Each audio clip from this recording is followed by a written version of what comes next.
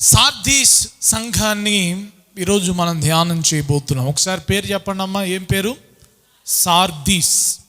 Sardis అనబడిన ఈ సంఘము టర్కీ దేశంలో ఉంది. 7 సంఘాలు కూడా టర్కీ దేశంలోనే ఉన్నాయి.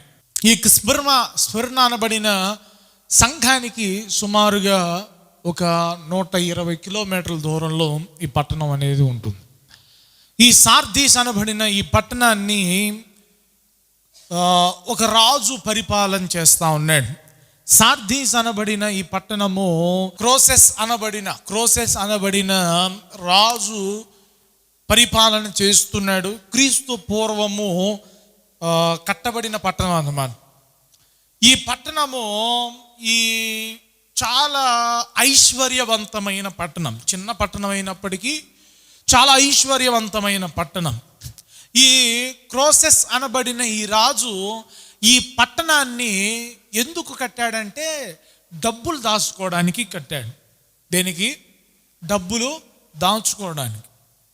ఇప్పుడు రాజ్యాన్ని పరిపాలన చేసే పరిపాలనలో కొంతమంది కొన్ని చోట్ల ధనాగారాన్ని దాచిపెట్టుకుంటారు కదా. ఐశ్వర్యాన్ని, డబ్బులు ఇవన్నీ కూడా దాచిపెట్టుకుంటారు ఒక చోట. ఆ చోటే, ఆ ప్రదేశమే ఈ యొక్క సార్దీస్ అనబడిన ప్రదేశం అన్నమాట. చాలా ఐశ్వర్యవంతమైన పట్టణం. ఈ పట్టణం గురించి చరిత్రకారులు చెప్పిన విషయం ఏంటంటే, ఎంత ఐశ్వర్యవంతమైన పట్టణం అంటే చనిపోయిన తరువాత శవాలలో కూడా బంగారాన్ని వేసేవారు.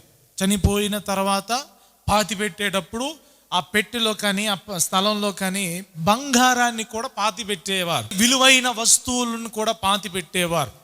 అంత విలువైన వస్తువును పాతి పెడుతున్నారంటే, భూమిలో కలిపేస్తున్నారంటే చనిపోయిన తర్వాత వారు ఎంత ఐశ్వర్యవంతులో మనం అర్థం చేసుకోవాలి. అదే ఇప్పుడు మన ప్రాంతంలో కనుక చనిపోయిన వ్యక్తి శవంతో పాటు ఏదైనా ముక్కు కమ్మే లేకపోతే ఏదైనా నెక్లెసో ఏదో ఒకటి వేసామనుకోండి, తెల్లవారు తర్వాత తవ్వుకుని తీసుకెళ్ళిపోతారు. కానీ ఆ ప్రాంతంలో త్రవ్వకాల్లో జరుపుతుంటే ఇప్పటికీ కూడా అవి ఎందుకు కనపడుతున్నాయి అంటే, వాడిది మనకెందుకురా, ఆల్రెడీ మనకు సమృద్ధి ఉంది, వాడిది మనకెందుకురా అనుకున్నంత ఐశ్వర్యవంతులుగా ఆ ప్రాంతంలో ఉండేవారు. కాబట్టి శవాలలో చనిపోయిన తరువాత కూడా బంగారాన్ని పాతి పెట్టుకునేవారు. ఈ యొక్క సార్దీస్ అనబడిన ఈ పట్టణంలో 2 చోట్ల డెవలప్ చేశాడు. ఒకటి దిగువ ప్రాంతం, రెండవది ఎగువ ప్రాంతం. ఎగువ ప్రాంతంలో అక్కడ సీక్రెట్గా ఒక గుహ లాంటిది ఒక ప్రాంతాన్ని ఏర్పాటు చేసుకుని అక్కడ ఈ యొక్క ధనాగారాన్ని కానీ ఇవన్నీ కూడా దాచిపెట్టేవారు. ఈ క్రోసెస్ అనబడిన ఈ రాజు తర్వాత పర్షియన్లు, ఆ తర్వాత గ్రీకులు, ఆ తర్వాత రోమన్స్, ఒకరి తర్వాత ఒకరు రాజ్యాన్ని జయిస్తూ ఆ యొక్క పట్టణాన్ని స్వాధీనం చేసుకున్నారు. అయితే గ్రీకుల యొక్క టైంలో ఈ పట్టణాన్ని ఇంకా బాగా డెవలప్ చేశారు. ఏ విధంగా డెవలప్ చేశారంటే, మంచి మంచి కట్టడాలను కట్టారు, మంచి మంచి కోటలను కట్టారు, మంచి మంచి రోడ్స్ లాంటి, అంటే రోడ్డు ఏం పోయిపోయినా రోడ్డు లాగా ఏర్పాటు చేసుకున్నారు. అప్పుడు గుర్రాలు స్వారీ చేసేవారు కదా. ఒక విశాలమైన మార్గాన్ని తొందరగా ప్రయాణం చేయడానికి వారు ఒక మంచి రోడ్డును కూడా ఏర్పాటు చేసుకున్నారు. ప్రియమైన దేవుని ప్రజలారా, ఈ యొక్క గ్రీక్ టైంలో ప్రాముఖ్యంగా కట్టబడిన కట్టడాల్లో 2 కట్టడాలను మనం చూడగలుగుతున్నాం.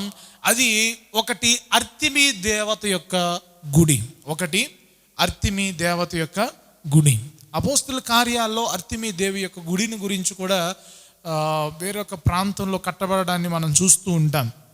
అయితే గ్రీకులు ఈ సార్దీస్ అనబడిన ప్రాంతంలో కూడా ఏం కట్టారంటే అర్తిమీ దేవత యొక్క గుడి కట్టారు. ఆ అర్తిమీ దేవత యొక్క గుడి మిగిలిన ప్రాంతాల్లో ఉన్న దానికంటే కూడా ఈ ప్రాంతంలో పెద్ద గుడి కట్టారు. మిగిలిన చోట ఉన్న అర్తిమీ దేవత యొక్క గుడి కంటే కూడా ఈ యొక్క సార్దీస్ అనబడిన ప్రాంతంలో పెద్ద గుడి కట్టారు. అయితే ప్రస్తుతానికి అది శిథిలమైపోయింది, పడద్రోయబడి ఉంది.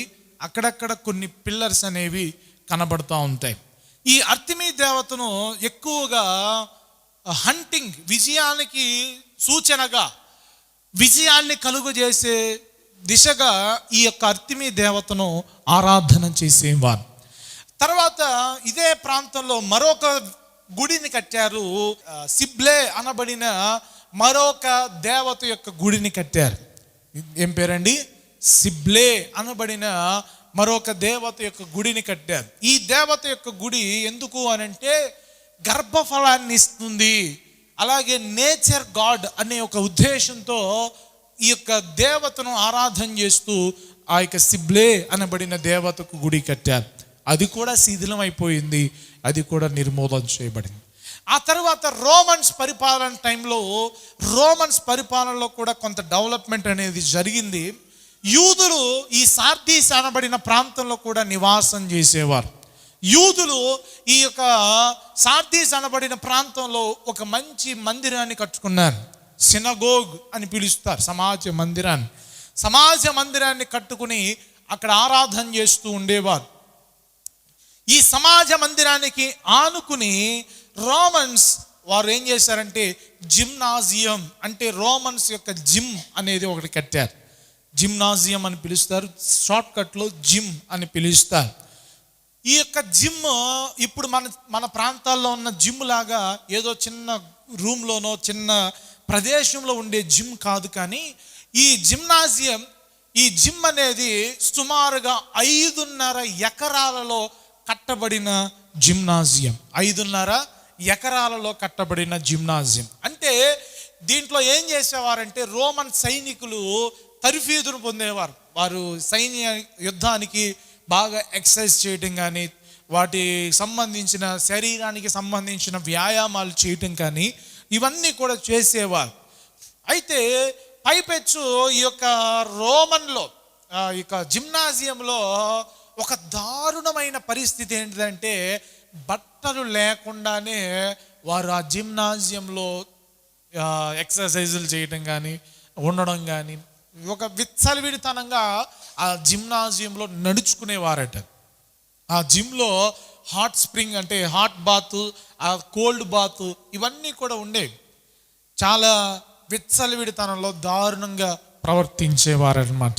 అయితే ప్రియమైన దేవుని ప్రజలారా, ఈ యొక్క సార్దీస్ అనబడిన ప్రాంతంలో ఇంకా మనం చెప్పాలి అని అంటే ఒక మంచి మార్కెట్ ప్లేస్ ఉంది. సార్దీస్ అనబడిన ప్రాంతంలో మంచి మార్కెట్ ప్లేస్.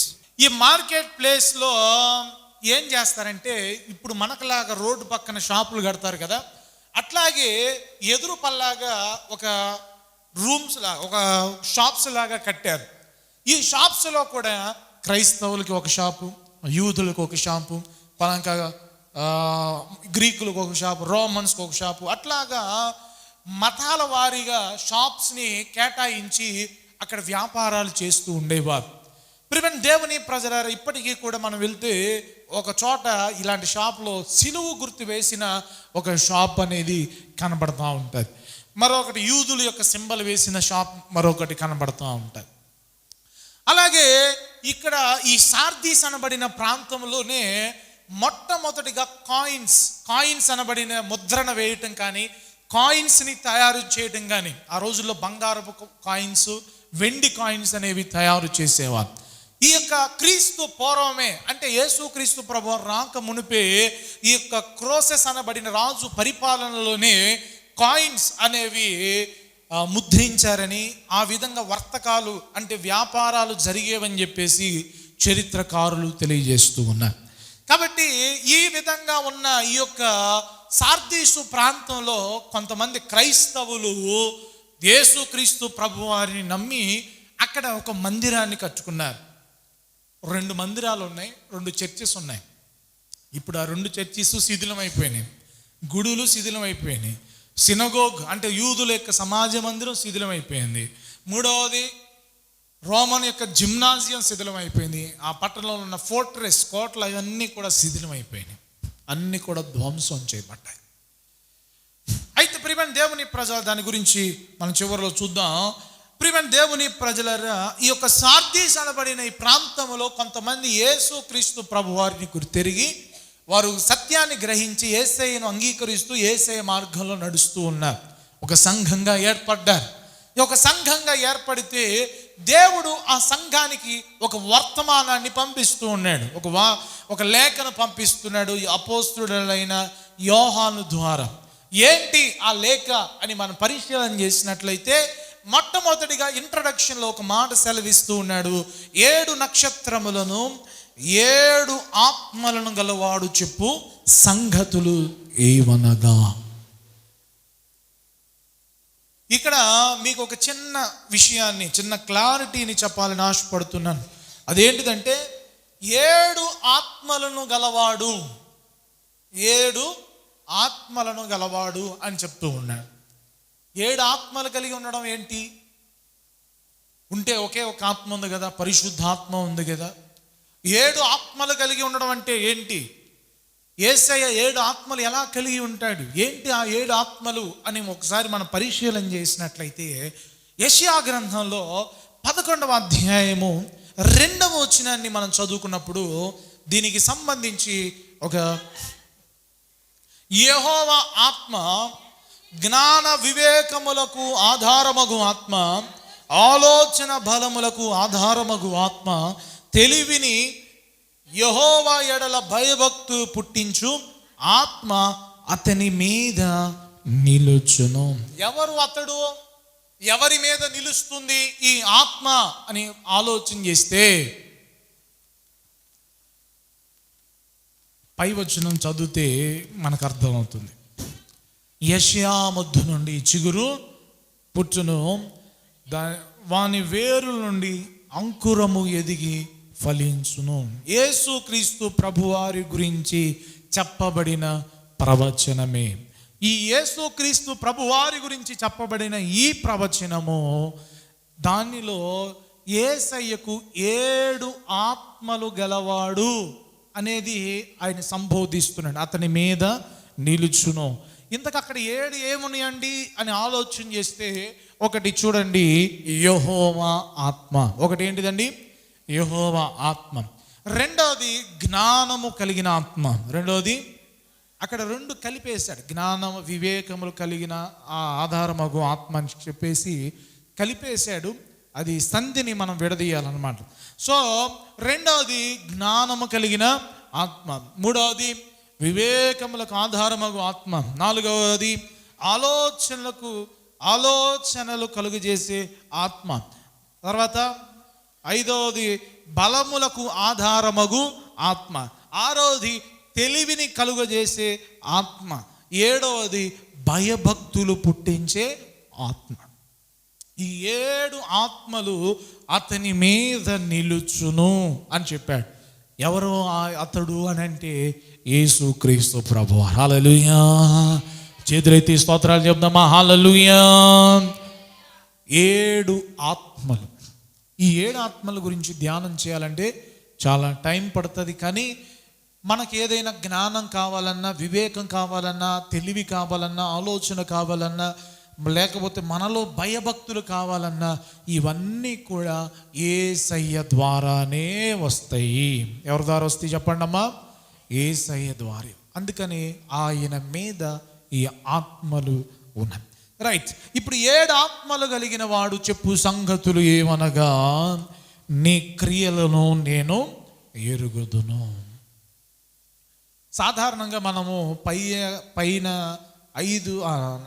4 సంఘాలలో కూడా క్రియలు నేను ఎరుగుదును అని అంటే మనం ఏం చెప్పాము? క్రియలు కలిగిన సంఘము అని చెప్పాం. కానీ ఈ సంఘంలో మనం క్రియలు కలిగిన సంఘము అని చెప్పలేం. క్రియలు కలిగిన సంఘము అని చెప్పడానికి అవకాశం లేదు. ఎందుకు అని అంటే దాని వెనకాలే దేవుడు ఒక మాట చెప్తా ఉన్నాడు. చూడండి ఏమంటున్నాడు? నీ క్రియలు నేను ఎరుగుదును, ఏమనగా జీవించుచున్నావన్న పేరు మాత్రం ఉంది కానీ నీవు మృతుడవే. క్రియలు కలిగిన సంఘం కదా అని మంచి క్రియలు కలిగిన సంఘం కదా అని చెప్పాలి అంటే దాని వెనకాల చెప్పాడు, నీకు మాత్రం జీవించుచున్నావన్న పేరు ఉంది కానీ నీవు మృతుడవే. అంటే క్రియలు లేని సంఘం. ఈ సంఘంలో మంచి విషయాలు, స్టార్టింగ్లో మంచి విషయాలు చెప్పలా. దేవుడు ఈ సంఘంలో ఉన్న లోపాలను ముందు చెప్పాడు. ఈ సంఘంలో మంచి మెచ్చుకునే లక్షణం ఒక్కడి కూడా లేదు. కానీ చివరిలో కొంతమంది దేవుని కొరకు నిలబడిన వారి గురించి మాత్రం చెప్తాడు. కానీ ఈ సంఘంలో మంచి విషయాల గురించి చెప్పలే. నీ క్రియలు నేను ఎరుగుదును. ఏంటమ్మా నీ క్రియలు అంటే, నువ్వు మాత్రం బ్రతికినట్లుగా కనబడతావు కానీ చచ్చిపోయిన దానివి. ఈ మాట మనం అర్థం చేసుకోవాలి అని అంటే ఒక మాటను మన వాక్యంలో మనం చదువుకోవాలి. ఎఫెసీయులకు రాసిన పత్రిక 2వ అధ్యాయము 1వ వచనాన్ని మనం చదువుకున్నట్లయితే, మీ అపరాధముల చేతను పాపముల చేతను మీరు చచ్చిన వారై ఉండగా ఆయన మిమ్మును క్రీస్తుతో కూడా బ్రతికించెను. ఇప్పుడు బ్రతికి ఉంది ఈ సంఘం అంటే ఎవరి ద్వారా బ్రతికించబడింది? యేసుక్రీస్తు ప్రభు వారి ద్వారా బ్రతికించబడింది. కానీ బ్రతికి ఉన్నప్పటికీ కూడా నీవు మృతుడవే అనంటే, ఈ సంఘంలో పేరుకేమో క్రైస్తవులు, పేరుకేమో దేవుని బిడ్డలు, పేరుకేమో మంచి చర్చి, ఇదంతా కూడా ఉంది. కానీ ఈ సంఘములో ఉన్న వాళ్ళు మాత్రం ఇంకా పాపముల్లో చచ్చిపోయిన వారే ఉన్నారు. సంఘంలో ఎవరున్నారు? పాపముల చేత చనిపోయిన వారే ఉన్నారట. పాపముల చేత అపరాధముల చేత చచ్చిన వారే ఉండగా నేను క్రీస్తుతో కూడా మిమ్మల్ని బ్రతికిస్తే, బ్రతికించబడిన వారు పైకి బ్రతికినట్లుగా కనబడుతున్నారు. కానీ తిరిగి వారి లోపల పరిశీలన చేస్తే నీవు మృతుడవే. ఎలా మృతుడవయ్యాడు అని అంటే, మరలా పాపముల చేత మృతుడు.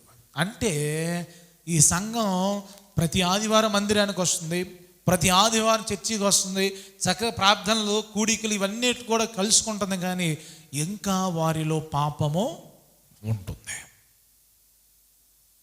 ఈ రోజుల్లో కూడా ప్రియమైన దేవుని ప్రజలారా, దేవుని మందిరానికి వస్తున్నాం, దేవుని సన్నిధానానికి మనం వస్తున్నామనే కానీ మనలో పాపానికి చోటిస్తున్నామా? మనలో అవిధేయతలకు చోటిస్తే నువ్వు పైకేమో క్రిస్టియన్ కానీ నువ్వు పాపాత్ముడివే, నీవు చచ్చిన వ్యక్తివే, నీవు లోకస్తుడవే అని దేవుడు తెలియజేస్తా ఉన్నాడు. ఇంకా ఇంకో మాటలు చెప్పాలంటే, పైన పటారం లోన లొటారం అన్నమాట. ఏంటి? పైనేమో మంచి క్రైస్తవులాగా కనపడతాం, కానీ లోపల మాత్రం ఆత్మీయత లేదు, భక్తి లేదు, దేవునికి సంబంధించిన క్రియలు లేవు, వాక్యం లేదు, ప్రార్థన లేదు, మృతులతో సమానమైపోయాయి. దేవుడు పై రూపాన్ని లక్ష్యం చేయడు. ఒకవేళ సేవకుడు పై రూపాన్ని లక్ష్యం చేయొచ్చేమో, ఒకవేళ సేవకుడు పైన మెరుగులను చూసి మురిసిపోవచ్చేమో, కానీ దేవుడు చూస్తున్నాడు. ఒకవేళ మనుషులు ఓహో ఎంత మంచి సంఘం అని చెప్పేసి బయట ఉన్న దాన్ని చూసో, పైన ఉన్న వాటిని చూసో మెచ్చుకోవచ్చేమో, కానీ దేవుడు అంతరంగాన్ని చూస్తున్నాడు. మన పాపముల చేత మనం దేవుని ఎరిగినా కూడా చచ్చిపోతే మనమే దౌర్భాగ్యులు. బైబిల్ గ్రంథంలో ఒక వ్యక్తిని మనకు తెలుసు కదా, ఎవరు ఆయన అంటే సంసోను. ఎవరండి? సంసోను. ఈ సంసోను దేవుని ప్రవక్త, దేవుని యొక్క యాజకుడు, దేవుని యొక్క న్యాయాధిపతిగా ప్రజలను దేవుని మార్గంలో నడిపిస్తున్న వ్యక్తిగా ఉన్న ఈ యొక్క సంసోను పాపములో పడిపోయాడు, చచ్చిపోయాడు, అపరాధముల చేత చచ్చిపోయాడు, వేశ్య సాంగత్యం చేస్తూ. ప్రియమైన దేవుని ప్రజలారా, వ్యభిచార పాపమునకు ప్రేరేపించబడిన వాడై ఆధ్యాత్మిక జీవితంలో చచ్చిపోయాడు. ఎఫెసీయులకు రాసిన పత్రిక 5వ అధ్యాయంలో ఒక మాట రాయబడి ఉంటుంది, చూడండి. 5వ అధ్యాయం 14వ వచనం, అందుచేత నిద్రించుచున్న నీవు మేల్కొని మృతులలో నుండి లెమ్మో, క్రీస్తు నీ మీద ప్రకాశించునని ఆయన చెప్పుచున్నాడు. నిద్ర అనేది మరణానికి సాదృశ్యం. ఈ సంసోను కూడా దెలీలా తొడ మీద ఏం చేస్తున్నాడు? ఏం చేస్తున్నాడమ్మా? నిద్రపోతున్నాడు. అంటే ఆధ్యాత్మికంగా చచ్చిపోయాడు. ఒక విశ్వాసి, ఒక దేవుని సేవకుడు, ఒక దేవుని ప్రవక్త ఎందుకు ఆ స్థలానికి వెళ్ళాలి, ఎందుకు ఆ ప్రదేశానికి వెళ్ళాలంటే నువ్వు చచ్చిపోయి ఆత్మీయంగా. ఈరోజు ప్రియ సహోదరి సహోదరుడా, పేరుకు దేవుని బిడ్డ, రక్షణ పొందిన వ్యక్తి, బాప్తీసం పొందిన వ్యక్తిగా నీవు పేరుకు పిలువబడతా ఉన్నావేమో. నీలో ఉన్న అపరాధాలు, నీలో ఉన్న పాపాలు, నీలో ఉన్న అవిధేయతలు నిన్ను మృతుడుగా మార్చుతుంది, నిన్ను చంపివేస్తుంది, ఆధ్యాత్మిక జీవితాన్ని చంపివేస్తుంది, దేవుని ఉగ్రతను పొందుకునేటట్లుగా చేస్తూ ఉంది. ఎందుకు ఆ పరిస్థితి? ఒకవేళ నువ్వు పాపంలో ఎంజాయ్ చేయాలనుకున్నావా, వెళ్ళి ఎంజాయ్ చేయి. ఒకవేళ దేవుని కొరకు బ్రతకాలనుకుంటున్నావా, దేవుని కొరకు బ్రతుకు. దేవుడు అంటున్నాడు, ఉంటే వెచ్చగానే ఉండు, లేకపోతే చల్లగానే ఉండు. నిలువెచ్చని స్థితిలో నీవు ఉంటే నేను నిన్ను ఉమ్మి వేస్తాను. ఉమ్ము అనేది అవమానానికి సాదృశ్యం. అవమానానికి గురి చేస్తాడు నిన్ను, జాగ్రత్త. నిందలకు నిన్ను గురి చేస్తాడు, జాగ్రత్త. లేనిపోని యొక్క శిక్షలకు, ఉగ్రతలకు గురి చేస్తాడు, జాగ్రత్త. మనము ప్రియమైన దేవుని ప్రజలారా, ఈ నిద్రలో నుండి, ఈ మృతులలో నుండి మనం లేపబడాలి. చనిపోయిన మన ఆత్మీయ జీవితాన్ని మరలా మనం కట్టుకోవాలి. ఇదిగో క్రీస్తు నీ మీద ప్రకాశించునని ఆయన చెప్పుచున్నాడు. కాబట్టి ఈ సంఘానికి కూడా దేవుడు ఇదే చెప్తున్నాడు. నువ్వేమో పైకి బ్రతికి ఉన్నావని చెప్తున్నావు, కానీ నీవు ఎలాగున్నావు? మృతుడవే. ఎలాగుంది? మృతుడుగా ఉన్న సంఘం. ఈ మొట్టమొదటిగా ఈ సంఘములో ఉన్న లోపాలను మనం చూస్తున్నట్లయితే, మృతుడైన సంఘము. ఈ సంఘంలో ఉన్న ఫస్ట్ లోపం ఏంటిదండి? మృతుడైన సంఘము, చనిపోయిన సంఘముగా దేవుడు పరిగణన చేస్తా ఉన్నాడు. ఆ తర్వాత రెండవ వచనాన్ని మనం చదువుకున్నట్లయితే, నీ క్రియలు నా దేవుని ఎదుట సంపూర్ణమైనవిగా నాకు కనబడలేదు కనుక జాగరూకుడవై చావనై ఉన్న మిగిలిన వాటిని బలపరచుము. బలపరచు. ప్రియమైన దేవుని ప్రజలారా, నీ క్రియలు దేవుని ఎదుట సంపూర్ణముగా లేవు. సో దీన్ని బట్టి మనం క్రియలు కలిగిన సంఘం అని చెప్పడానికి అవకాశం లేదు. పైన క్రియలు నేను ఎరుగుదునని చెప్పినాడు, కానీ ఆ క్రియలు సరి అయిన క్రియలుగా లేవు. అందుకని దేవుడు క్రియలు కలిగిన సంఘంగా ఈ సంఘం మనం చెప్పలేదు. రైట్. ఇక్కడ మనం చూస్తూ ఉన్నట్లయితే, నీ క్రియలు నేను ఎరుగుదును, అవి ఎట్లాగున్నాయి అంటే దేవుని ఎదుట సంపూర్ణముగా లేవు. సంపూర్ణముగా లేని సంఘం. రెండవది ఏంటిదండి? సంపూర్ణముగా లేని సంఘం. క్రియలలో సంపూర్ణముగా లేని సంఘం. క్రియలలో సంపూర్ణము అంటే ఏంటి? ఇక్కడే ఉన్నవారా? ఇక్కడే ఉన్నారు, ఒకసారి చేయపడమ్మా. రైట్. క్రియలు సంపూర్ణము అని అంటే ఏంటి? క్రియలు సంపూర్ణంగా ఉండడం అంటే ఏంటి? ప్రియమైన దేవుని ప్రజలారా, ఒక క్రైస్తవుడు, ఒక దేవుణ్ణి నమ్మిన బిడ్డ, మనమందరము కూడా యేసు స్వారూప్యంలోనికి మార్చబడాలి. యేసు క్రీస్తు ప్రభువారికి లాగా మన జీవితాలు మార్చబడాలి. ఆయన నడిచినట్లుగా మనం నడవాలి. ఆయన క్రియలను మనం కలిగి ఉండాలి. ఇదే సంపూర్ణత. హల్లెలూయా. స్తోత్రం చెల్లించుదాం. హల్లెలూయా. ఇదే సంపూర్ణత. ఒక వ్యక్తి యేసయ్యను వెంబడిస్తున్నాడు అని అంటే, ఒక సంఘములో చేర్చబడ్డాడు అని అంటే, అతడు క్రీస్తు యేసు యొక్క స్వారూప్యంలోనికి రావాలి. ఆయనను పోలి నడుచుకోవాలి. అదే సంపూర్ణత.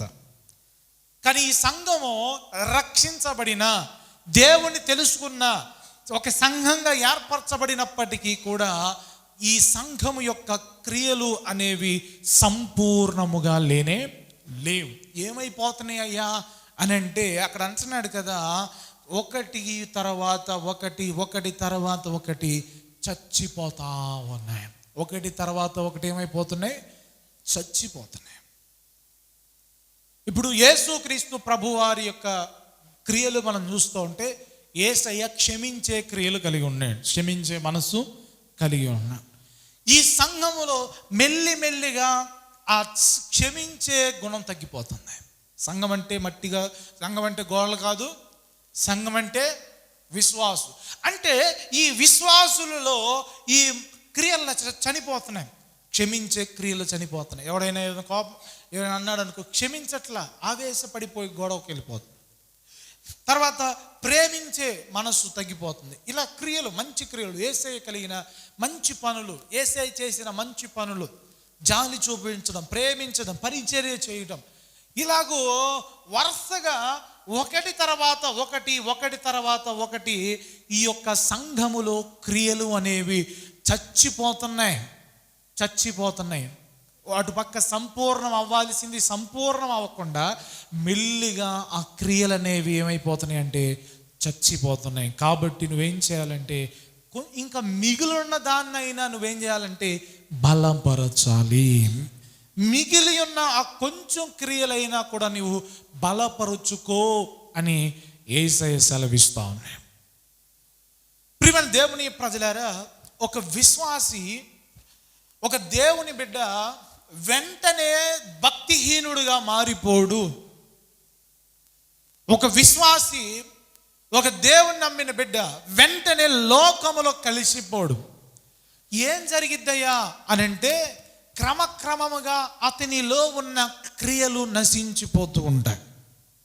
క్రమక్రమముగా ఆ రక్షించబడిన తర్వాత ఆత్మీయ జీవితంలో ఎటువంటి మంచి క్రియలు, దేవుడికి నచ్చిన క్రియలు, యేసయ్య లాంటి క్రియలు, ఏ క్రియలైతే ఈ వ్యక్తిలో ఉన్నాయో క్రమక్రమముగా ఈ యొక్క విశ్వాసి జీవితంలో ఆ క్రియలు నశించిపోయి భక్తిహీనుడైపోతాడు. ఏమైపోతాడండి? భక్తిహీనుడైపోతాడు, లోకంలో కలిసిపోతాడు. ఏ విశ్వాసి కూడా ఒక్క రోజులోనే పడిపోయింది, ఒక్క రోజులోనే పాపం చేసింది, ఒక్క రోజులోనే లోకంలో కలిసిపోయిందంటే అది అసంభవం, అది అసాధ్యం. దేవుడు ఆ విధంగా అనుమతించడు. దేవుడు భద్రపరుస్తూ ఉంటాడు. దేవుడు వారిని గైడ్ చేస్తాడు, బుద్ధి చెప్పడానికి ప్రయత్నం చేస్తాడు, వారిని మార్చడానికి ప్రయత్నం చేస్తాడు. వినరు. మెల్లిగా ఆ మనస్సాక్షిని, ఆత్మ నడిపింపును చంపేసి పూర్తిగా లోక సంబంధమైన క్రియలలోనికి వారు వెళ్ళిపోయి వారు భక్తిహీనులుగా మారిపోతారు. రక్షించబడినప్పుడు ప్రార్థన చేసే వ్యక్తిగా ఉంటావు, రాను ప్రార్థనలో వెనకబడిపోతావు. రక్షించబడినప్పుడు దేవుని వాక్యాన్ని జాగ్రత్తగా వింటావు, రాను వాక్యం వినకుండా వెనకడుగు వేస్తూ ఉంటావు. రక్షించబడినప్పుడు పరిచర్యలో ఆసక్తిగా ఉంటావు, మెల్లిగా రాను ఆ పరిచర్య చేసే మనస్సు తగ్గిపోతూ ఉంటుంది. రక్షించబడినప్పుడు పాటలు పాడాలని ఆసక్తిగా, వాయిద్యాలు వాయించాలని ఆసక్తిగా ఉంటుంది, మెల్లిగా ఆసక్తి తగ్గిపోతూ ఉంటుంది. ఒక విశ్వాసి, ఒక సంఘము సంపూర్ణతలోనికి రావాలంటే ఉన్న క్రియలలో బలపరచబడాలి, క్రీస్తు స్వారూప్యంలోనికి రావాలి. కానీ ఉన్న క్రియలను ఎవ్వరు కూడా చేజారించుకోకూడదు, విడిచిపెట్టకూడదు, దాన్ని పోగొట్టుకూడదు. ఒకవేళ ఈ వాక్యం వింటున్న నీ జీవితంలో కూడా నీలో మెల్లిగా క్రియలు తగ్గిపోతున్నాయా? ఒక ఆత్మ సంబంధమైన వ్యక్తి నడుచుకునే క్రియలు నీలో కూడా నశించిపోతుంటే దేవుడు హెచ్చరిక చేస్తున్నాడు. ఉన్న మిగిలిన దాన్నైనా జాగ్రత్త పడాలి. ఏం చేయాలండి? ఉన్న దాన్నైనా జాగ్రత్త పడు, దాన్ని బలపరుచుకో. ఏమంటున్నాడు అక్కడ? మిగిలిన వాటిని బలపరుచుకోకపోతే ఇంకా నేను కూడా ఏమీ చెయ్యలేను. కాబట్టి ప్రియ సహోదరుడు, మనం సంపూర్ణతలోనికి రావాలి. అపోస్తలుడైన పౌలు అంటున్నాడు, క్రీస్తు యేసును పోలి నేను నడుచుకున్నట్లు నన్ను పోలి మీరు నడుచుకోండి. ఈరోజు నువ్వు దేవుని మందిరానికి వస్తున్నావు, బల్లలో పాల్గొంటున్నావు, యేసయ్య బిడ్డగా నీవు జీవిస్తున్నావు అంటే దినాలు గడిచే కొంది క్రీస్తు యొక్క స్వారూప్యంలోనికి మనం మార్చబడాలి. క్రీస్తును పోలిన జీవితానికి మనకు రావాలి. కానీ రాను రాను మనం సన్నగిలుతూ బలహీనమైతే దేవుడు మన మీద తప్పు మోపాలనుకుంటున్నాడు. జాగ్రత్త పడమంటున్నాడు. జాగరూకుడవై అంటే వాచ్మెన్ లాగా గ్రహించి తెలుసుకో అని దేవుడు చెప్తున్నాడు. కాబట్టి విశ్వాస యొక్క జీవితంలో క్రియలను మనము జాగ్రత్తగా కాపాడుకోవాలి. వాటిని మనం ఏది కూడా విడుచుకోకూడదు. ఇంకా మనం డెవలప్ అవ్వాలి. ఇంకా మనం క్రియలలో తుయతైర సంఘాన్ని గురించి చెప్తాడు కదా, మునుపటి క్రియల కంటే వెనకటి క్రియలు నీకు మరి ఎక్కువగా ఉన్నాయి. అటువంటి మన క్రియలు ఉండే కొన్ని ఇంకా డెవలప్ అవ్వాలి. కానీ యేసయ్యగా మెచ్చే పనులు మనం చేయాలి, కానీ ఆయన బాధ పెట్టే పనులు మనం చేయకూడదు. రెండవదిగా మనం చూస్తున్నాం, ఈ సంఘము క్రియలలో సంపూర్ణముగా లేని సంఘం. ఒకటి మనం చూసాం, మృతమైన సంఘం. బ్రతికి ఉన్నామని పేరు ఉంది కానీ మృతమైన సంఘం. రెండవది సంపూర్ణమైన క్రియలు లేని సంఘముగా మనం చూస్తూ ఉన్నాం. ఆ తర్వాత 3వ వచనాన్ని మనం చదువుకున్నట్లయితే, నీవు ఎలాగు ఉపదేశము పొందితివో, ఎలాగు వింటివో జ్ఞాపకము చేసుకుని దానిని గైకొనుచు మారు మనసు పొందుము. ఒక విశ్వాసి భక్తి జీవితంలో బలహీనం అవుతున్నాడు అనుకోండి, మెల్లిగా క్రియల్లో బలహీనం అయిపోతాడు. క్రియలు నశించిపోతాయి, పనుల్లో మార్పు వచ్చేస్తుంది, ఆత్మీయుడుగా నడుచుకోడు. ఆ తర్వాత జరిగే ప్రక్రియ ఏంటంటే ఉపదేశాన్ని వినడు. ఆ తర్వాత ఏంటిదండి? ఉపదేశాన్ని వినడు అన్నమాట. దేవుని వాక్యాన్ని అంగీకరించడు, దేవుని వాక్యాన్ని వినడానికి మనస్సు పెట్టడం. ఉపదేశము పొందాలి. వాక్యాన్ని మనం వినాలి. వాక్యాన్ని వినరు. చూడండి, మీరు ఎవరినైనా గమనించండి, భక్తిలో బలహీనమైపోయిన వారు, వెనకబడిపోతున్న వారు వాక్యాన్ని వినడానికి ఆసక్తి చూపించరు. ఒకవేళ వారు వినాలనుకో, ఒకవేళ వారి లోపాలను గురించి, వారి యొక్క ప్రాబ్లమ్స్ గురించో, వారిలో ఉన్న అవిధేయతల గురించి చెప్పాడనుకో, అయ్యేం వద్దు, మాకేం కావాలా? ఆశీర్వాదాలు కావాలి, మాకు అనుకూలమైన బోధ కావాలా. ఇదిగో మారు మనసు పొందు. ఒకప్పుడు నువ్వు ఏ ఉపదేశాన్ని విన్నావు, ఒకప్పుడు నువ్వు ఏ ఉపదేశాన్ని పొందే సంఘంగా ఉన్నావో ఆ ఉపదేశాన్ని నువ్వు వినాలా. ఖండించే బోధ, హెచ్చరించే బోధ, సరిచేసే బోధ.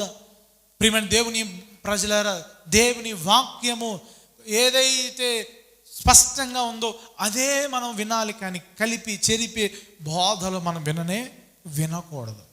ఈ సార్దీసు సంఘములోని విశ్వాసులు ఏమైపోయారంటే, ఒకప్పుడు మంచి ఆసక్తికరమైన ఆత్మ సంబంధమైన ఉపదేశాన్ని వినేవారు, రాను రాను కల్పితమైన బోధ, రాను రాను అనుకూలముగా ఉండే బోధను వారు వింటా ఉన్నారు.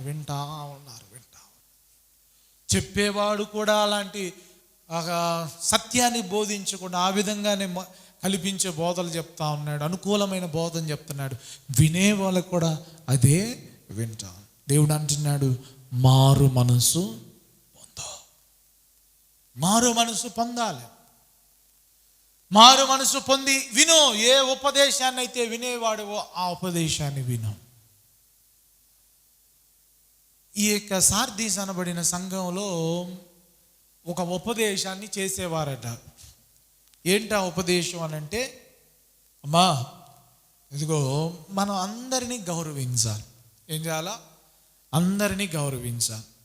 ఈ అర్తిమీ దేవతను ఆరాధన చేసేవారు, రోములు, గ్రీకులు, వాళ్ళ దేవుల్ని వాళ్ళు ఆరాధించే వీరందరినీ మనం గౌరవించాలి, యూదుల్ని మనం గౌరవించాలి. ఇలాగ మన అందరినీ కలుపుకుని వెళ్ళిపోవాలమ్మా అనే బోధ ఉండేదంట. ఆ బోధను బట్టి ఈ యొక్క విశ్వాసులు ఏం చేసేవారంటే, అక్కడ ఉత్సవాలు జరిగితే అక్కడికి వెళ్ళి కలుసుకునేవారు, ఇక్కడ ఉత్సవాలు జరిగితే ఇక్కడ ఉత్సవాలకు వెళ్ళేవారు, మళ్ళీ క్రిస్మస్ పండుగ జరిగితే ఇక్కడికి వచ్చేవారు. ఇలాగూ వారు ఏం చేసేవారంటే లోకాన్ని కలుపుకుని వెళ్ళిపోయారు. మన అందరితో ఎట్లా ఉండాలా? సమాధానంగా ఉండాలి. ఏం చేయాలండి? సమాధానంగా ఉండాలి. మనం వారిని కూడా గౌరవించాలి, వారిని కూడా ప్రేమించాలని చెప్పేసి ఈ విధంగా కలుపుకుని వెళ్ళిపోయే బోధ వారు వినేవారట. ఏది అనుకూలంగా ఉంటే అది అనుకూలంగా వారు చెప్పి వాక్యంలో ఉన్నదాన్ని మార్చుకునేవారు. కానీ నా దేవుడు అటువంటి దాన్ని ఎప్పటికీ కూడా ఒప్పుకోడు. దేవుడు ఏమన్నాడు? నేనే మార్గమును, నేనే సత్యమును, నేనే జీవమును, నా ద్వారా తప్ప అని దేవుడు అంతగా స్టాండ్ అయ్యి నేనే అని చెప్తే మనమేమో వాళ్ళు కూడా వీళ్ళు కూడా వాళ్ళు కూడా అని కలుపుకుంటా వెళ్తూ ఉంటే దేవుడు సహించు.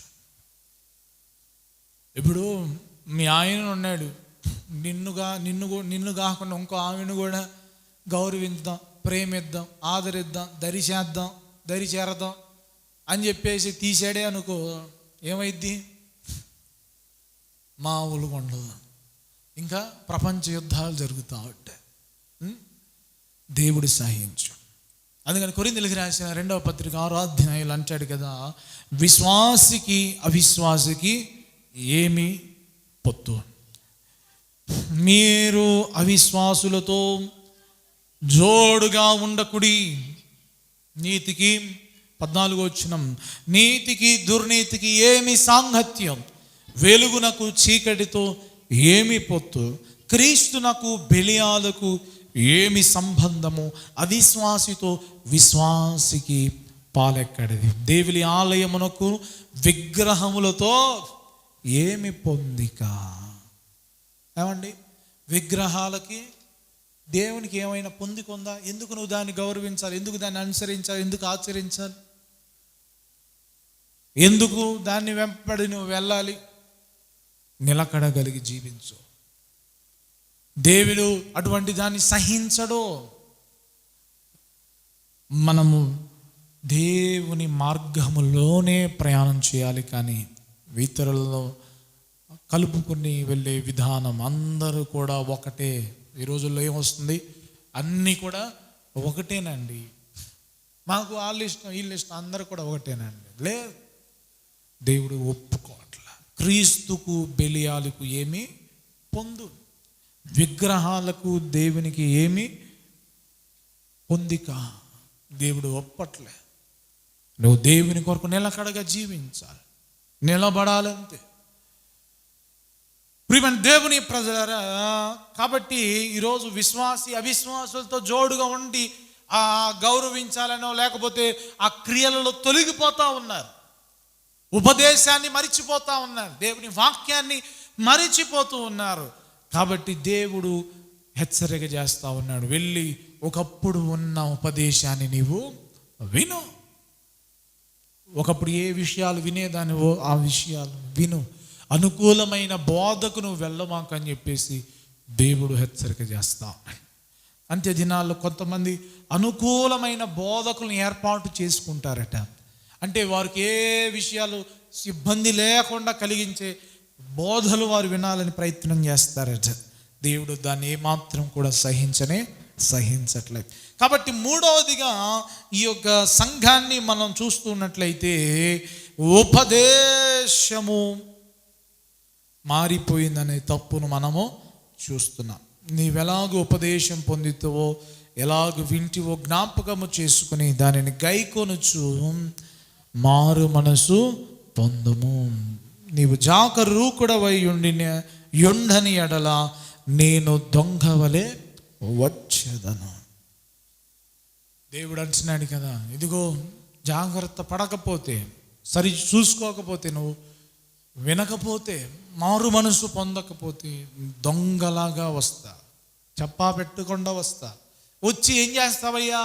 వచ్చి ఏం జరుగుతుంది అని అంటే అక్కడ అంటున్నాడు కదా, ఏ గడియ నీ మీదకు వచ్చేదనో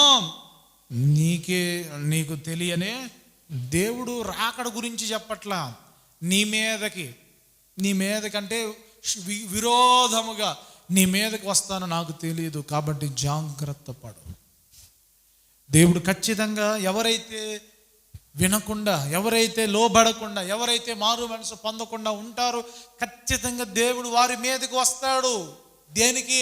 క్షమించడానికి కాదు, దేనికి? సరి చేయడానికి కాదు, శిక్షించడానికి, బుద్ధి చెప్పడానికి. సంసోను యొక్క జీవితంలో కూడా మనం చూస్తున్నట్లయితే సంసోను ఎంతో వినలేదు, లోబడలేదు, దేవుని ఉపదేశాన్ని అంగీకరించలేదు. ఏమైపోయింది? సంసోను రాళ్ళ తిరగలి విసిరేటట్లుగా కళ్ళు 2 పీకేసి, శత్రువులు అపహాస్యం చేసి, దాగోను గుడిలో కట్టేసి ఎంతో బలిచ్చేంత పరిస్థితిలోనికి వెళ్ళిపోయాడు.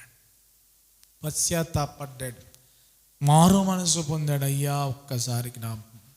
అప్పుడు దేవుడు కనికరించి సంసోనును క్షమించాడు. దేవుడు గనక మన మీదకి వస్తే మనం భరించలేము, మనం సహించలేము. కాబట్టి ప్రియ దేవుని బిడ్డ, మారు మనసు పొందడం అనేది చాలా అవసరం. ఉపదేశాన్ని విను, అంగీకరించు, లోబడు. క్రియలను నశించిపోతున్న క్రియలను మీరు జాగ్రత్తగా బలపరుచుకోండి. దేవుని సంతోషపెట్టే వారిగా మనము ఉండాలి. ఆ తర్వాత మనం పరిశీలన చేసినట్లయితే 4వ వచనంలో అంటున్నాడు కదా, అయితే తమ వస్త్రములను అపవిత్రపరచుకొనని కొందరు సార్దీసులో నీ యొద్ద ఉన్నారు. వారు అర్హులు గనుక తెల్లని వస్త్రములను ధరించుకొని నాతో కూడా సంచరించెదరు. ఇటువంటి క్రియలు లేని సంఘంలో, ఇటువంటి ఉపదేశాన్ని మలుచుకున్న సంఘములో, ఇటువంటి చనిపోయిన సంఘంలో కొంతమంది క్రియలు కలిగిన విశ్వాసులు ఉన్నారట. ఎలాంటి విశ్వాసులు ఉన్నారు? క్రియలు. వస్త్రాలు అనేవి క్రియలకు సాదృశ్యంగా ఉన్నాయి. సో వారి క్రియలను అపవిత్రపరుచుకొనకుండా ఉన్న విశ్వాసులు ఉన్నారు. వారిని దేవుడు అంటున్నాడు కదా, తెల్లని వస్త్రాలను వారికి ధరింపచేసి నాతో కూడా సంచరించే భాగ్యాన్ని వారికి అనుగ్రహిస్తాను. తెల్లని వస్త్రం, పరలోక రాజ్యంలో ఆ తెల్లని మహిమ వస్త్రాలను ధరించుకుని దేవునితో కూడా సంచరించే భాగ్యాన్ని, ధన్యతను ఎవరైతే క్రియలను జాగ్రత్తగా కాపాడుకుంటారో, అపవిత్రతను అంటకుండా జాగ్రత్తగా ఉంచారో, దేవుడు వారికి అట్టి ధన్యతను ఇస్తానని వాగ్దానము చేస్తా ఉన్నాడు. జయించువాడు అలాగున తెల్లని వస్త్రములు ధరించుకొనును. ఇందాక చెప్పాను కదా, తెల్లని వస్త్రాల గురించి చెప్తానని. మీరు కూడా జయించారనుకో, మీరేం చేస్తారు? ఏం చేస్తారమ్మా? తెల్లని వస్త్రాలు ధరించుకొనును. అంటే మనం లోకాన్ని జయించాం లేదా? లోకాన్ని జయించాం, పాపాన్ని జయించాం, దేవునికి అసహ్యమైన వాటిని మనం జయించి మారు మనసు పొంది, రక్షణ పొంది దేవుని కొరకు మనం జీవిస్తూ ఉన్నాం. సో మనం ఏం చేయాలి? తెల్లని వస్త్రాలను ధరించుకోవాలి. నువ్వు అసలు తెల్లని వస్త్రాలు ఎందుకు వేసుకోవట్లా? ఏంటి ప్రాబ్లం? అంటే నువ్వు ఇంకా లోకాన్ని జయించలేదా? నువ్వు ఇంకా అవమానాల వైపు చూస్తున్నావా? ఇంకా ఆ నిందల వైపు చూస్తున్నావా? ఇంకా వాళ్ళు ఏమనుకుంటారు, వీళ్ళేమనుకుంటారు అన్న మనుషుల వైపు నువ్వు చూస్తున్నావా? నువ్వైతే నువ్వు ఇంకా జయించలేదేమో, లోకాన్ని జయించలేదేమో, మనుషులను జయించలేదేమో. ప్రియ దేవుని బిడ్డ, జయించువాడు తెల్లని వస్త్రాలు ధరించుకో. ఇహలోకములో కూడా నీవు తెల్లని వస్త్రాలు ధరించుకో. పరలోకములో దేవుడే మనకు తెల్లని వస్త్రాలు ధరింపజేస్తాడు. హల్లెలూయా, స్తోత్రం చెల్లించుదాం. హల్లెలూయా. అందుకని మారు మనసు బాప్తిసము పొందిన వారిని మనం ఏం చేయవస్తున్నాము? తెల్లని వస్త్రాలు వేసుకురండి అమ్మా. ఎందుకనంటే వారు లోకాన్ని జయించారు, వారి జీవితాన్ని దేవునికి ఇచ్చారు, బాప్తిసం ద్వారా సమాధి చేసేసారు. కాబట్టి ప్రియమైన దేవుని ప్రజలారా, తెల్లని వస్త్రాలు ధరించడం అనేది మంచి క్రమం. ఇదిగో నేను లోకాన్ని జయించాను అని నీవు లోకానికి ఇస్తున్న సాక్ష్యం అవుతుంది. నువ్వు లోకాన్ని జయించావని సమాజానికి తెలియపరిచే ఒక విధానం అవుతుందే కానీ ఇదిగో విధవరాండ్రులు భర్త చనిపోయిన వాళ్ళు వేసుకుంటారు. నేను వేసుకునేది ఏంది? వాక్యం ఏమని చెప్తుంది? జయించి వాడు వేసుకుంటాడు అంటున్నా. విధవరాళ్ళు భర్త చనిపోయిన వాళ్ళు వేసుకుంటారని చెప్తున్నారా? బైబిల్ గ్రంథంలో ఒక మాట రాయబడింది, ఎల్లప్పుడూ తెల్లని వస్త్రాలు ధరించండి అని చెప్పాడు. తెలుసా మీకు? ఇక అప్పుడు ఎల్లప్పుడు తెల్లని వస్త్రాలు అంటే మీకు మన పని ఏమైపోద్ది? ఉతుక్కోవడమే సరిపోయింది. ఏమమ్మా, ఎల్లప్పుడు ఏం చేయాలా? ఆ తెల్ల బట్టలకి ఊరికే మురుగవుతూ ఉంటుంది కాబట్టి మనం ఏం చేయాలా? ఇక ఉతుక్కుంటా ఉండాల్సిన పరిస్థితి వస్తుంది. కాబట్టి తెల్లని వస్త్రాలు ధరించడం అనేది ఒక విషయాన్ని సూచిస్తుంది. ప్రసంగి గ్రంథం 9:8 అంటాడు, ఎల్లప్పుడూ తెల్లని వస్త్రములు ధరించుకొనుము, నీ తలకు నూనె తక్కువ చేయకము.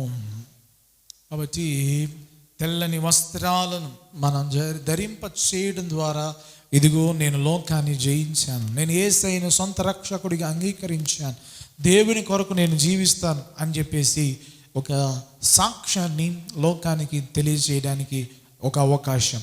కాబట్టి మనం దాన్ని అనుసరించడం ద్వారా దేవుని మనం మహింపరచగలుగుతాం. ఆ తర్వాత అంటున్నాడు, జీవ గ్రంథములో నుండి అతని పేరు ఎంత మాత్రమును తుడుపు పెట్టక నా తండ్రి ఎదుట ఆయన దూతల ఎదుట అతని పేరు ఒప్పుకొందును.